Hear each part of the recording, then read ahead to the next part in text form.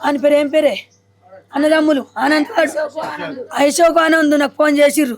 నేను రికార్డన్నా పెట్టుకోపోతే నీ బిడ్డని 3 రోజులలో లేపెత్తా అయితే పాప కాడ అయితే అది అంగర్ రోడ్డు తెలిసే కదా 3 రోజులలో లేపెత్తా అన్నాడు.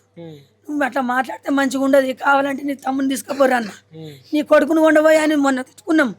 నీ కొడుకును కొండబోయే నన్ను ఎంతగానో తిడతావే 8 నెలల తినించాలి.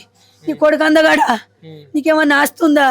నీ పైసలే నీ లంజోడు 10 లక్షలు సంపత్తి గుంజుకుందంట, 10 లక్షలు బంగారం పెట్టుకుందంట.